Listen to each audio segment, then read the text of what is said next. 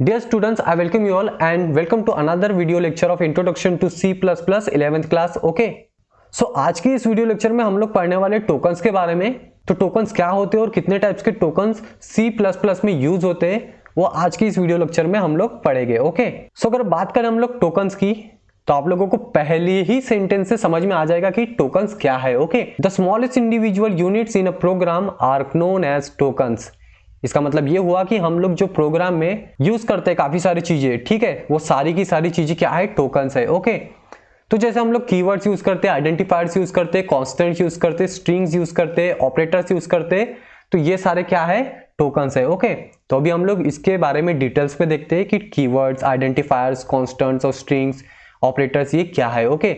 इसमें आज हम लोग देखेंगे कीवर्ड्स के बारे में, आइडेंटिफायर्स के बारे में, कांस्टेंट्स के बारे में। ओके। स्ट्रिंग्स और ऑपरेटर्स के बारे में हम लोग बाद में पढ़ेंगे। ओके। सो टोकन्स के बारे में मैं आपको एक और चीज बता देता हूं। C++ program is written using this tokens, white spaces and the syntax of the language. Okay. तो सारा जो आपका कोड है टोकन से बना हुआ है, ठीक है। हम लोग टोकन्स के बीच में व्हाइट स्पेसेस देते हैं, मींस हम लोग स्पेस छोड़ते हैं। ओके। देन सिंटैक्स के थ्रू ही हम लोग अपना एक प्रोग्राम बनाते हैं। ओके। तो सबसे पहले अभी हम लोग देखते हैं कीवर्ड्स के बारे में। तो अकॉर्डिंग टू नोट्स हम लोग अभी कीवर्ड्स के बारे में पढ़ेंगे। Keywords are those words whose meaning has already been explained to the compiler। तो इसका मीनिंग ये हुआ कि keywords जो है वो आपके कंपाइलर को पहले से पता होते हैं, ठीक है, कि keywords क्या है, उसका मीनिंग आपके कंपाइलर को पहले से पता होता है। देन सेकंड पॉइंट पढ़ते हैं, the keywords implement specific C++ language features. तो देखो हर एक लैंग्वेज में कीवर्ड्स का यूज होता है, हर एक लैंग्वेज में कीवर्ड्स का यूज होता है, ठीक है, उसके स्पेशल फीचर्स होते हैं। ओके। आपके प्रोग्रामिंग लैंग्वेज के हिसाब से तो C++ में भी आपके स्पेशल फीचर्स है कीवर्ड्स के। सो थर्ड पॉइंट पढ़ते हैं, the keyword can not be used as name for the program variables और other user defined program element. तो इसका मीनिंग ये हुआ कि हम लोग कीवर्ड्स का यूज वेरिएबल्स में नहीं कर सकते। ओके। तो देखो कीवर्ड्स कौन कौन से होते हैं इसका मैं आपको चार्ट दे दूंगा। ओके। तो आप लोग चार्ट में देख सकते हो कि कीवर्ड्स हम लोग कौन कौन से यूज करने वाले। ओके। तो हम लोग जैसे जैसे C++ में आगे पढ़ते जाएंगे तो आप लोगों को कीवर्ड्स वगैरह ये सारी चीजें समझ में आने लगेगी। ओके। तो कितने टाइप्स के कीवर्ड्स होते हैं हम लोग आगे आने वाली वीडियोस में पढ़ेगी ही। ओके। देन इसके बाद में हम लोग देखते हैं आइडेंटिफायर्स। आइडेंटिफायर्स क्या होते हैं देखते हैं। Okay. Identifiers refers to the name of variables, function, array, classes created by the programmer. तो देखो हम लोग प्रोग्रामिंग लैंग्वेज में अपने तरफ से कुछ नाम देते हैं। ओके। जैसे हम लोग वेरिएबल्स को नेम देते हैं और फंक्शंस को नेम देते हैं कुछ, और एरेज, क्लासेस, इनको भी हम लोग नाम देते हैं। ओके। तो एरेज, क्लासेस क्या है आपको अभी फिलहाल तो समझ में नहीं आएगा, लेकिन आगे आने वाली वीडियोस में हम लोग इसके बारे में पढ़ेंगे। ओके। तो वेरिएबल्स को हम लोग नाम देते हैं अपने तरफ से, तो वो एक आइडेंटिफायर हो गया। ओके। तो हम लोगों ने ऑलरेडी वेरिएबल्स के बारे में पढ़ चुके हैं, तो वेरिएबल्स का एक आइडेंटिफायर्स है। Each language has its own rules for naming this identifiers. तो देखो अलग अलग लैंग्वेज के अलग अलग रूल्स होते हैं आइडेंटिफायर्स को डिफाइन करने के लिए। ओके। तो देखो वो रूल्स क्या क्या है वो अभी हम लोग देखते हैं। तो आप लोगों को जैसे वेरिएबल्स में मैंने बताया था वैसे ही कुछ रूल्स है। Only alphabetic character, digits and underscore are permitted. Means हम लोग सिर्फ इन्हीं का यूज कर सकते हैं, alphabets, characters, okay, digits and underscore का। Then the name can not start with a digit. तो आपका जो नेम है आइडेंटिफायर का वो डिजिट से स्टार्ट नहीं हो सकता। Then third point, upper case and lower case letters are distinct. Means आपके upper case and lower case letters क्या है, अलग अलग होना चाहिए, ठीक है। हम लोग इसका यूज करेंगे वेरिएबल्स में अपर केस लोअर केस का। ओके। लेकिन स्टार्ट कैसे होना चाहिए, लोअर केस से। ओके। लोअर केस से ही स्टार्ट करोगे ऐसा मैं आपको रिकमेंड करता हूँ। ओके। ऐसा जरूरी नहीं है लेकिन मैं आपको रिकमेंड करता हूँ। देन फोर्थ पॉइंट है, a declared keyword can not be used as a variable name.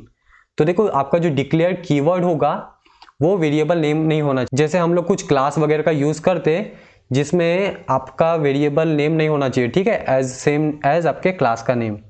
तो हम लोग इसके बारे में बाद में पढ़ने ही वाले। ओके। तो बस अभी आप लोग इसको ऊपरी ऊपरी ध्यान रखो। देन इसके बाद में हम लोग पढ़ते हैं कॉन्स्टेंट्स के बारे में। कॉन्स्टेंट बहुत इंपॉर्टेंट चीज है। Constants refers to fix values that do not change during the execution of a program. तो आप लोगों को कॉन्स्टेंट का मीनिंग समझ में आ ही गया होगा। सो कांस्टेंट ऐसे वैल्यूज होते हैं, मींस फिक्स्ड वैल्यू होते हैं जो आपके प्रोग्राम एग्जीक्यूशन के समय चेंज नहीं होते। ओके। तो वो कौन कौन से कांस्टेंट्स हैं अभी हम लोग पढ़ेंगे। It includes integers, floating point numbers, characters and strings. तो देखो इंटीजर्स नंबर्स होते हैं और फ्लोटिंग पॉइंट्स नंबर्स होते हैं। Floating points number means point वाले, ओके, और इंटीजर्स मींस बिना पॉइंट वाले। देन कैरेक्टर्स एंड स्ट्रिंग्स, तो अभी इसके बारे में हम लोग थोड़ा डिटेल में देखते हैं। डेसिमल इंटीजर्स का यूज होता है कांस्टेंट में, तो देखो हम लोग कभी कभार ऐसे कुछ कॉन्स्टेंट्स देते हैं या फिर आपके प्रोग्रामिंग लैंग्वेज में कुछ कॉन्स्टेंट्स होते हैं जिनकी वैल्यू चेंज नहीं होती। ओके, तो जैसे डेसिमल इंटीजर है, कुछ फ्लोटिंग पॉइंट इंटीजर है, जैसे आपने वैल्यू दे दी है तो वो चेंज नहीं होती। ओके, आपके पूरे प्रोग्राम में। देन ऑक्टल इंटीजर है, ऑक्टल इंटीजर आपका 0 से स्टार्ट होता है। ओके, 0 वहाँ पे लिखना आपको जरूरी है कि वो ऑक्टल नंबर बताने के लिए। Then hexadecimal integer 0 and x से स्टार्ट होता है, ठीक है, 0 और x लिखना वहाँ पे जरूरी है। देन आपका हेक्साडेसिमल नंबर।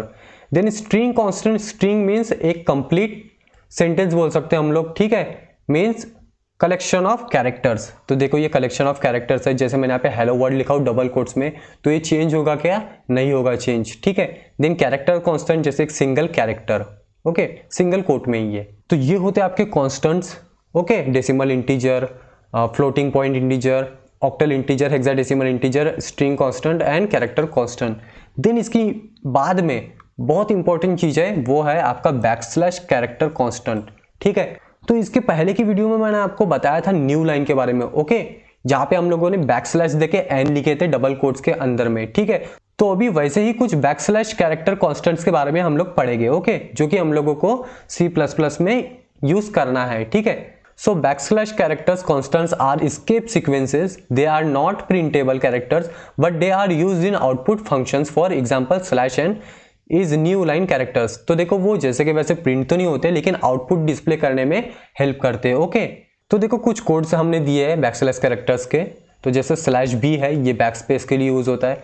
/n जो होता है न्यू लाइन के लिए होता है। /t होता है जो हॉरिजॉन्टल टैब के लिए यूज होता है। ओके, फिर ये बाकी सारे स्लैश कोट है, ये single quote, double slash, single A, single N, octal numbers के लिए, /f, /r, backslash quote, /0, /v, question mark, /xn।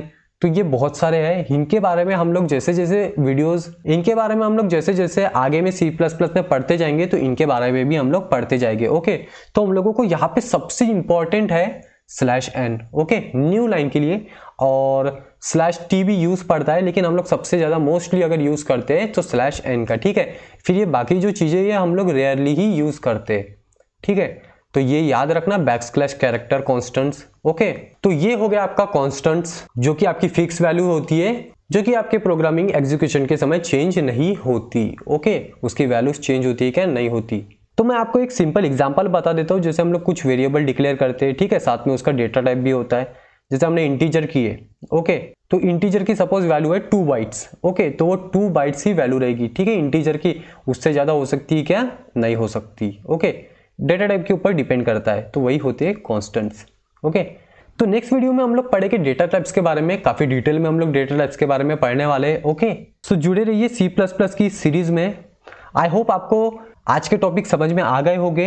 अगर आपको कुछ कंफ्यूजन हो तो आप लोग मुझे पूछ सकते हो, ठीक है। आप मेरे टेलीग्राम चैनल पे भी मुझे पूछ सकते हो, ठीक है। डिस्क्रिप्शन में टेलीग्राम की लिंक दी गई है, आप लोग वहां पे ज्वाइन हो सकते हो। सो स्टॉप करते हैं आज के लिए, मिलते हैं नेक्स्ट वीडियो में। तब तक के लिए take care and bye bye.